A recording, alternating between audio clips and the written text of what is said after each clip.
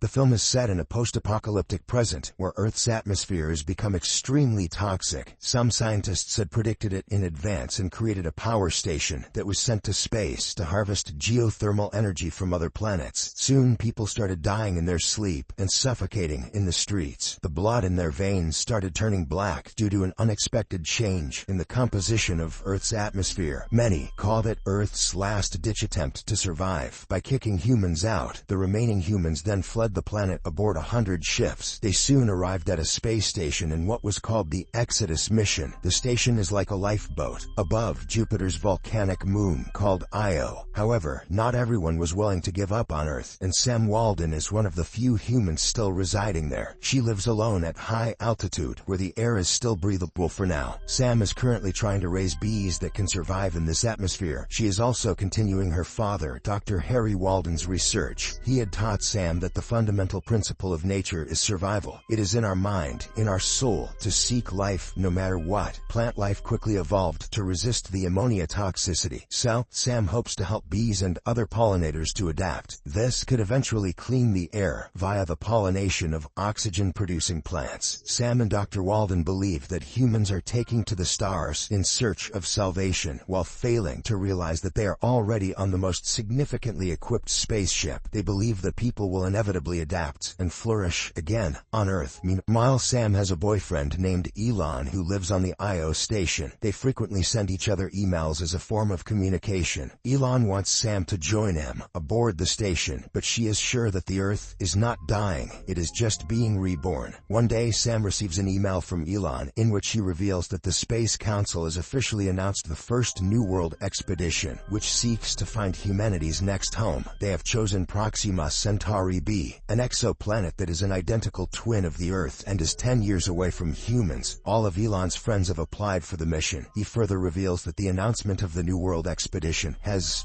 grave implications for the Exodus program. Before Sam could finish reading the email, her computer malfunctions and she heads out on her ATV to find an old abandoned library. There she checks a mythology book, but a massive storm suddenly advances towards the building. This forces her to rush back to her shelter. Sam then fixes her computer and continues reading the email from Elon. She learns that the Council's decision to announce the first New World expedition changes everything. Effective immediately, all spacecraft personnel, energy, and other important supplies have been redirected to the New World expeditions. The remaining Exodus shuttles on Earth will also be launched in 4 days. As this will be her last chance, Elon urges Sam to leave Earth with her father. The next day, Sam inspects her bees, only to learn that all of them have been killed by the toxic storm. It has also wreaked havoc on her greenhouse farm. Dejected, she returns to her bed and later writes back to Elon. Sam reveals about the storm and the bees, explaining that she has lost all the genetic progress she had made. Sam admits that she is close to her breaking point right now. She also confesses that even if she wants to leave Earth, she can't make it to the launch site on time with the ATV and the amount of oxygen it can carry. Shortly after, an unknown man named Micah lands near the base on a helium balloon. He soon meets with Sam and says that he intends to reach the launch site and leave Earth. But first, he wants to speak with Dr. Harry Walden. Sam offers him water that she filters using sand and charcoal. Micah is initially hesitant about drinking the cloudy water, but she assures him that it is safe. She then introduces herself as Dr. Walden's assistant, hiding the fact that she is his daughter. When Micah asks to meet him, Sam claims that Dr. Walden is out in the field somewhere, conducting research. Micah asks to be taken there, but Sam says that she can't because she doesn't know his exact location. As a result, Micah decides to wait for the scientist, and Sam fixes some food for him. She gives him the fresh vegetables she grew in her greenhouse. Over lunch, Sam asks if there's any animals left in the vast sea. It is one of her dreams to go there and experience the cold breeze. But Micah responds that there's nothing left on Earth anymore. All the animals have gone extinct, and even the microorganisms are dying out. In the next scene, Sam shows him her lab where she conducts her research. She also talks about her friend Elon, who is currently working on the solar cell mission to Alpha Centauri. After this, she plays Dr. Dr. Walden's pre-recorded audio on the radio for the people remaining on Earth. This surprises Micah, as he was under the impression that he was listening to Dr. Walden live. Sam responds that it is the standard protocol for when Dr. Walden is out in the field, and he will probably be back tomorrow. The next day, as the two are talking, Sam abruptly reveals that Elon is not her friend, but her boyfriend. She asks Micah if he finds it weird, but he says that there's nothing wrong with loving someone who lives millions of miles away. He then opens up about himself, revealing that he once wanted to be a teacher, but ended up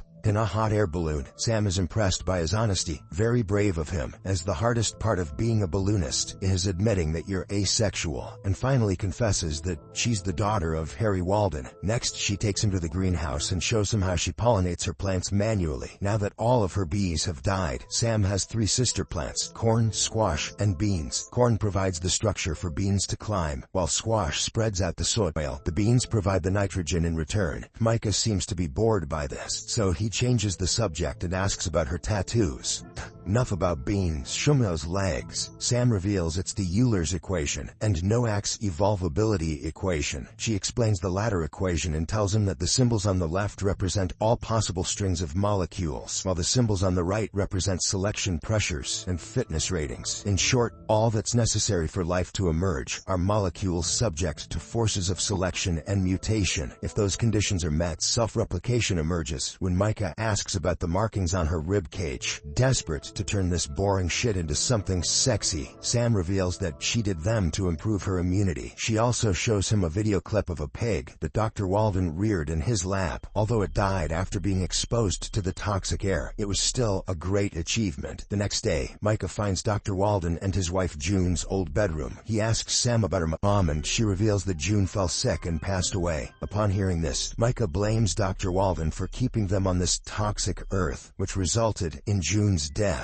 He then suddenly rushes to her lab and breaks the door to Dr. Walden's office. Lo and behold, the room is in poor condition, and it seems that no one has been there in a really long while. This is when we learn that Dr. Walden is actually dead. The movie then flashes back to the past. After spending years on post-apocalyptic Earth, running experiments and losing his wife, Dr. Walden has come to the realization that the planet is beyond saving. He urges Sam to leave for Io, but she refuses to give up on him. Dr. Walden explains that sooner or later she will have to leave, because she is going to be alone after he passes away due to health complications. Back to the present, Sam takes Micah to the site where her parents are buried. After paying his respects to the dead, Micah announces that he's going to take Sam to the space shuttle with him. He also makes it clear that he won't take no for an answer, so she reluctantly agrees. Later, Sam writes to her boyfriend that she has decided to leave Earth for good and that they will reunite in no time. As she packs her stuff, she notices that a queen bee is hatched in her hive, and it is immune to the toxic air. This makes Sam really happy, but it changes nothing, as she still plans to leave Earth for good. The only problem is that they aren't able to leave right away. The duo must wait for favorable winds to blow their hot air balloon towards their destination. Shortly after, Sam receives a reply from her boyfriend, expressing his delight that she'll be leaving Earth, but he then reveals that he is signed up for the 10-year-long New World expedition. This means that they will be separated for many, many years. The news devastates Sam, and she breaks into tears. Seeing her heartbroken, Micah cooks for her and tells her about his time in the pre-apocalyptic Earth. He fondly remembers his time in the suburbs and going to the city with his friends, who used to smash 40s and rip bongs out of apples. As time passes, Micah gets increasingly restless, waiting for favorable winds. Meanwhile, Sam starts feeling lonely now that her boyfriend has gone farther away from her. She starts getting closer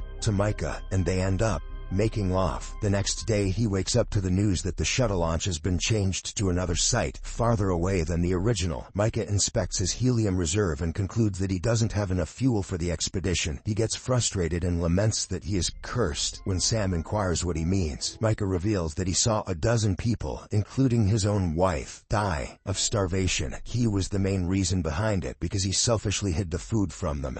So has he cursed? However, Micah promises that he will never let anything happen to Sam. She is moved by his words, but they have bigger problems to deal with right now. Sam reveals that she knows where they can find helium. This gets Micah excited, and the two embark on a journey to the city, which has been blanketed by the toxic atmosphere. Luckily, they manage to find the fuel, which they use to refill their helium tanks. The next day, Micah prepares the balloon to leave for the launch site, but Sam insists on visiting an art museum first. He is reluctant, but eventually gives in and asks her to return within 1 hour. Unfortunately, after a few minutes, it suddenly dawns on Micah that she doesn't want to leave Earth at all. This sends him into a state of panic, and he immediately goes after her with extra oxygen tanks. Micah rushes to the museum and finds her admiring a classic painting. He assures Sam that she did what she could, and her father would be proud of her. He then asks her to come with him, but she urges him to go alone. At this moment, Sam's alarm starts beeping, indicating the end of her oxygen supply. Micah hurriedly gives her the spare tank, but instead of changing it, she takes off her oxygen mask. As Sam breathes in the toxic air, the scene fades to black. The movie then fast-forwards to the future, and we learn that Micah traveled alone on the spaceship. As for Sam, she managed to survive and decided to stay behind. Like the new queen bee in her colony, the changed environment is not toxic to her.